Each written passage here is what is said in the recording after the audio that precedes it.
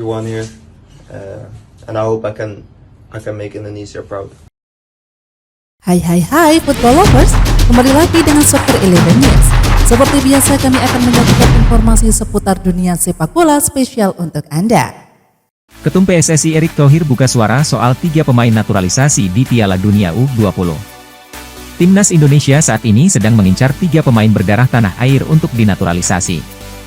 Hal ini guna menghadapi pesta olahraga sepak bola yang akan berlangsung pada 20 Mei hingga 11 Juni mendatang di Indonesia.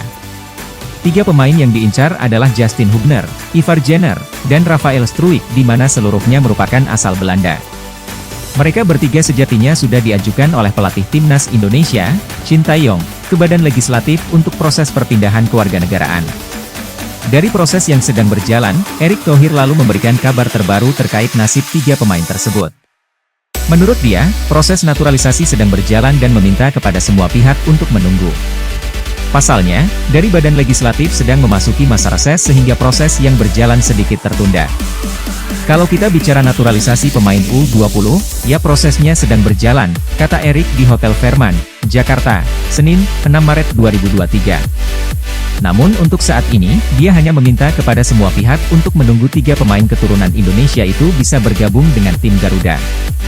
Terus kalau diminta secepatnya ya DPR saja sedang reses, jadi tidak mungkin terus kita keluarkan paspor, ucap Erick. Keluarkan KTP palsu bisa berbahaya buat kita sebagai bangsa. Jadi, ada prosesnya dan kita akan kawal. Dia ingin proses naturalisasi benar-benar mengarah untuk kebutuhan timnas ke depan. Tetapi yang pasti, kualifikasi pemain naturalisasi harus yang benar-benar bagus bukan sekadar naturalisasi, tutup Erick.